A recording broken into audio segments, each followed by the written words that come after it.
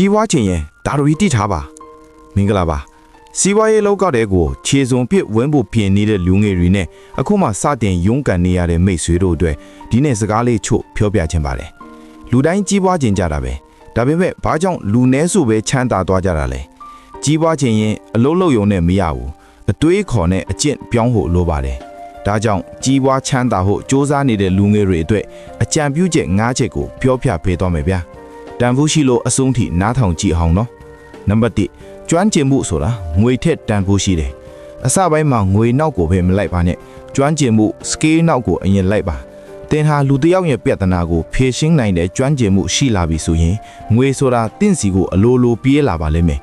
ကိုအမြဲမေးပါငါ့ကိုငွေပေးရလောက်အောင်ငါဘာတွေတော်နေပြီလဲနံပါတ်2အသုံးစရိတ်ကိုထိန်းချုပ်ပါ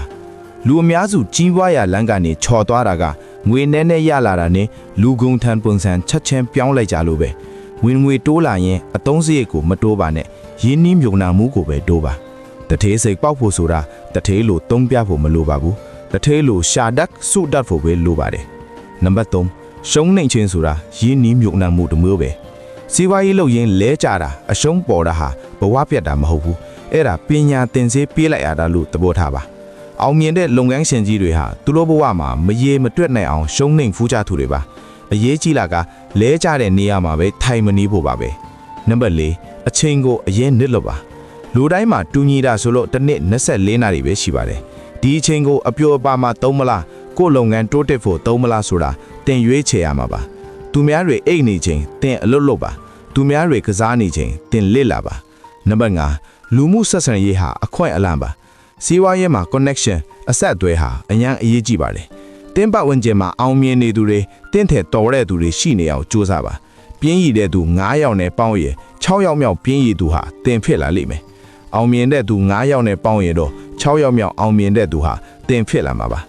နီးကောင်းချုပ်အနေနဲ့ပြောချင်တာကကြီးဝါခြင်းရင်ဇွဲရှိဖို့လိုပါတယ်နေပူလို့အလုံးမလုံးမိုးရွာလို့အလုံးမလုံးစိတ်မပါလို့အလုံးမလုံးတဲ့သူဟာဘယ်တော့မှမကြီးပွားနိုင်ပါဘူးအခြေအနေတွေကတင်းဘက်မှာမရှိတော့မှတင်းရဲ့ကြိုးစားအားထုတ်မှုကတော့တင်းဘက်မှာရှိနေပါစေဒီနေ့ကစပြီးတင်းဘဝကိုတင်းကိုယ်တိုင်တီးဆော့ပါမဖြစ်နိုင်ဘူးလို့ပြောသူတွေကိုတင်းရဲ့အောင်မြင်မှုနဲ့တက်တည်ပြလိုက်ပါအားလုံးပဲစီးပွားရေးကြီးပွားရေးတွေအဆင်ပြေကြပါစေဒီဗီဒီယိုလေးကတင်းအတွက်အကျိုးရှိတယ်ဆိုရင်တော့ like and share နဲ့မျှဝေပေးဖို့မမေ့နဲ့နော်